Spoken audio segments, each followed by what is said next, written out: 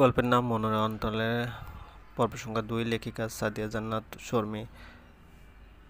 গল্পটি ভালো লাগলে অবশ্যই লাইক করবেন, কমেন্ট করে জানিয়ে দেবেন। চ্যানেলে যদি নতুন হয়ে থাকেন অবশ্যই সাবস্ক্রাইব করবেন, পাশে থাকা বেল আইকনটি প্রেস করে রাখুন যাতে নতুন নতুন ভিডিও আপলোড করার সাথে সাথে আপনার নোটিফিকেশন চলে যায়। অলরেডি যারা সাবস্ক্রাইব করে রেখেছেন তাদেরকে অসংখ্য ধন্যবাদ। আমি মেঝেতে বসে পড়লাম, কান্না আসছে খুব। শেষে এই ছিল আমার জীবনে। আমি তো নিজে থেকে আয়েশ ভাইকে বিয়ে করতে চাইনি, বাবাই তো বাধ্য করেছে আমাকে ওনাকে বিয়ে করতে। উনি তো আমার কোনো কথা শুনতে চাইলেন না, আমার উপর দোষ চাপিয়ে দিয়ে চলে গেলেন। কান্না করতে লাগলাম আমি। আয়েশ ভাইয়ের বড় বোন অর্থী আপু আমার কান্নার শব্দ শুনে তাড়াতাড়ি রুমে এলেন। কী হয়েছে মেহুল, তুমি কাঁদছো কেন? আয়েশ কি তোমাকে কিছু বলেছে? আমি কোনো উত্তর না দিয়ে কেঁদেই চলেছি। অনেকক্ষণ পর কান্না থামিয়ে বললাম, আয়েশ ভাই আমাকে বউ হিসেবে মানেন না, আমি নাকি ওনার জীবনটা নষ্ট করে দিয়েছি। দেখো মেহুল, আয়েশের এমনটা বলা স্বাভাবিক। ও অন্য একজনকে ভালোবাসে, শুধুমাত্র মায়ের জেদের কারণে ও তোমাকে বিয়ে করতে রাজি হয়েছে। তুমি মন খারাপ করো না, আস্তে আস্তে সব ঠিক হয়ে যাবে। যাও তুমি শুয়ে পড়ো, আয়েশ আজ রাতে আর রুমে আসবে না। কিন্তু ফুপি তো বলেছিল আয়েশ ভাই আমাকে পছন্দ করে, তাহলে ওটা কি মিথ্যা ছিল? হ্যাঁ বলে আপু চলে গেল। আমি বিছানায় শুয়ে পড়লাম, কাঁদতে কাঁদতে কখন যে ঘুমিয়ে পড়লাম বুঝতে পারিনি। সকাল 9টায় আমার ঘুম ভাঙলো। অতিরিক্ত কান্না করার জন্য শরীর দুর্বল হয়ে গেছে, তাই দেরিতে ঘুম ভাঙলো। ঘুম থেকে উঠে দেখি আয়েশ ভাই সোফায় বসে আছে, হাতে কিসের জন্য একটা ফাইল। আমাকে ঘুম থেকে উঠতে দেখে বললেন, এই হচ্ছে আমাদের ডিভোর্স পেপার, এইখানে সই কর। আগামী 6 মাসের মধ্যে আমাদের ডিভোর্স হয়ে যাবে। ফার্দার যদি তুই ডিভোর্স হয়ে যাওয়ার আগে কাউকে কথা বলেছিস তাহলে খুব খারাপ হয়ে যাবে। আমাদের ঘরের কথা ঘরেই থাকবে, বাইরে যেন না যায়। ঘুম থেকে উঠেই এমন একটা কথা শুনতে হবে এটা আমি স্বপ্নে ভাবিনি। প্রায় অবাক হয়েই বললাম, আপনি আমাকে ডিভোর্স কেন দিবেন আয়েশ ভাই? আমি কি করেছি?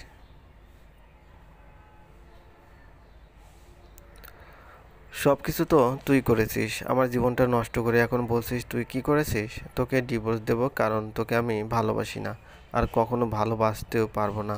নে এখন তাড়াতাড়ি সাইন কর। আমি বিছানা থেকে নেমে বললাম, আমি সাইন করব না।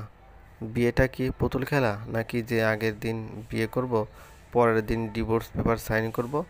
আপনাকে বিয়ে যখন করেছি তখন আপনার সাথেই সারা জীবন কাটাতে চাই। ঠাস করে আমার গালে একটা থাপ্পড় মেরে আয়াস তার ভাই বলল, তোর লজ্জা করে না এই কথা বলতে? বলেছি তো আমি তোকে কখনো বউ হিসেবে মানি না।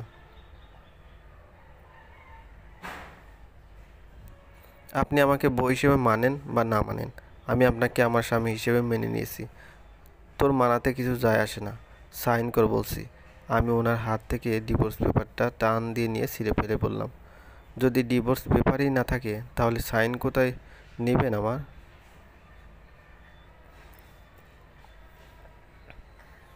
আয়েশ ভাই আমার দিকে প্রায় তেড়ে এসে বললেন, এটা কি করলি তুই? ছিঁড়লি কেন এটা? তুই কি ভাবছিস এটা ছিঁড়েছিস বলে আমি আর তৈরি করতে পারবো না? তোর তৈরি করতে পারবেন কিনা জানি না, তবে আপনাকে আমার স্বামী হয়েই থাকতে হবে। অন্য কাউকে ভালোবাসলেও তাকে ভুলে যান। এই কথা শুনে আমার দিকে আগুন চোখে একবার তাকিয়ে রুম থেকে বেরিয়ে গেলেন। আমি বিছানায় বসে পড়লাম। এটা ছাড়া আর কিছু করার নেই আমার। রিহানকে তো জীবনে পেলাম না, যাকে পেয়েছি তাকে কেন হারাবো? আয়াস ভাই অন্য একজনকে ভালোবাসে বলে আমাকে বউ হিসেবে না মানতেই পারে, তাই বলে যে আমিও ওনার কথা মতো ডিভোর্স দিয়ে দেব এমনটা তো না। ওরকম মেয়ে আমি না যে একজনকে বিয়ে করলাম সে আমাকে ডিভোর্স দিয়ে দিল, আবার আমি অন্য কাউকে বিয়ে করলাম। হ্যাঁ আমি রিহানকে ভালোবাসতাম, কিন্তু এখন আমি আর ওকে ভালোবাসি না। ওকে ভালোবেসে লাভ নেই আমার, যে কখনো আমার হবে না তাকে ভালোবেসে লাভ কি? আয়েশ ভাইয়ের মনে আস্তে আস্তে আমার জায়গা করে নিতে হবে, কারণ উনি এখন আমার স্বামী, যদিও উনি তা মানতেছেন না। একদিন না একদিন ঠিক মানবেন আমাকে।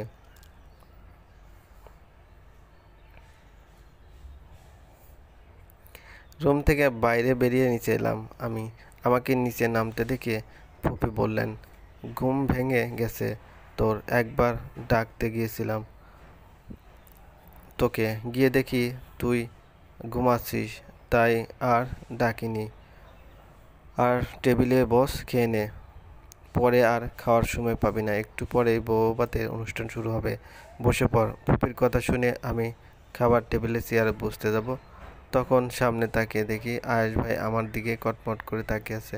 ওনার খাওয়ার সময় আমিও খেতে বসেছি, এটা মনে হয় ওনার ঠিক পছন্দ হচ্ছে না।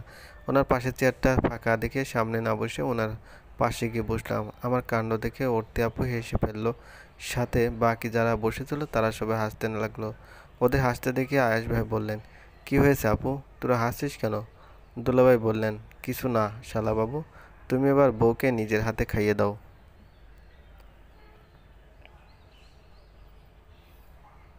এই কথা শুনে আয়েশ ভাই আমার দিকে তাকিয়ে বলল, যাকে তাকে খাইয়ে দেওয়ার অভ্যাস নেই আমার। আমি ওনার কানের কাছে এসে বললাম, আমাকে এখন যদি আপনি না খাইয়ে দেন তাহলে আমি কিন্তু সবাইকে বলে দেব যে আপনি একটু আগে আমাকে ডিভোর্স পেপারে সাইন করার জন্য থাপ্পড় মেরেছিলেন। ভাবুন তখন ফুপি আর ফুপা আপনার কি অবস্থা করবে। উনি আমার দিকে রাগি চোখে তাকালেন। আমি ডোন্ট কেয়ার ভাব নিয়ে বসে রইলাম। মনে মনে বললাম, আমার গালে থাপ্পড় মেরেছিলেন তাই না, এখন সবার সামনে আমাকে খাইয়ে দিয়ে দিন, এটাই আপনার শাস্তি। আপু জিজ্ঞেস করলো, কিরে ভাইয়া, খাইয়ে দিছিস না কেন? উনি আমাকে আর কিছু না বলে বিরক্ত হয়ে চুপচাপ খাইয়ে দিলেন। আমি খেতে খেতে ওনার দিকে তাকিয়ে চোখ টিপলাম। উনি রাগে ফুঁসছেন, কিন্তু সবার সামনে কিছু বলতে পারছেন না। আমাকে খাইয়ে দিয়ে উনি উঠে হনহন করে চলে গেলেন।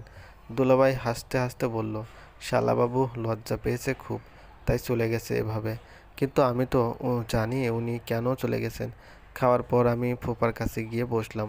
ফুপা আমার মাথায় হাত বুলিয়ে দিয়ে বললেন, এখন থেকে এটা নিজের বাড়ি বলে মনে করবি, আর আমাকে ফুপা নয় বাবা বলে ডাকবি। আমি মুচকি এসে মাথা নাড়লাম শুধু। কিছুক্ষণ পর অর্থে আপু ও আরও কয়েকজন মেয়ে এসে আমাকে সাজাতে নিয়ে গেল। নীল বেনারসি শাড়ি পরালো আমাকে, হাতে নীল ছুরি, মুখে মেকআপ করাতে চেয়েছিল অর্থে আপু, কিন্তু আমি করাতে দিইনি। শ্যামবর্ণের মেয়ে আমি, মেকআপ করে ময়দা সুন্দরী হতে চাই না। অনুষ্ঠানে আমাদের বাসা থেকে অনেকজনেই এসেছে আমাকে নিয়ে যাওয়ার জন্য। আমি তাদের সাথেই বসে আছি। এ সময় আপু আমাকে এক পাশে টেনে নিয়ে গিয়ে বলল, মেহুল, তুই কি বিয়েটা মন থেকে মেনে নিয়েছিস? হ্যাঁ আপু, কেন মানব না? তুই তো রিয়ানকে ভালোবাসতি, তাহলে এটা মেনে নিলে কি করে? আপু যে আমার হবে না, তাকে ভালোবেসে লাভ কি আমার? তার চেয়ে বরং যাকে পেয়েছি তাকে নিয়েই ভালো থাকার চেষ্টা করি। আর আয়াস কি মেনে নিয়েছে তোকে? আমার যতটা মনে হয় আয়াস তোকে মেনে নেয়নি। ঠিকই বলেছ আপু, উনি আমাকে মেনে নেননি, কিন্তু তাতে কি, একদিন না একদিন ঠিক মেনে নেবেন আমাকে। আমার কথা শুনে আপু হাসলো, বলল, সেদিনের অপেক্ষায় রইলাম, যেদিন দেখবো আমার বোনটা তার স্বামীর সাথে সুখে আছে। আমি হাসলাম শুধু। সেদিন কবে আসবে তার অপেক্ষায় আমিও আছি, চলবে। গল্পটি ভালো লাগলে অবশ্যই লাইক করবেন, কমেন্ট করে জানিয়ে চ্যানেলে যদি নতুন হয়ে থাকেন অবশ্যই সাবস্ক্রাইব করবেন। পাশে থাকা বেল আইকনটি প্রেস করে রাখুন, যাতে নতুন নতুন ভিডিও আপলোড করার সাথে সাথে আপনার নোটিফিকেশনে চলে যায়। অলরেডি যারা সাবস্ক্রাইব করে রেখেছেন তাদেরকে অসংখ্য ধন্যবাদ। ভালো থাকবেন।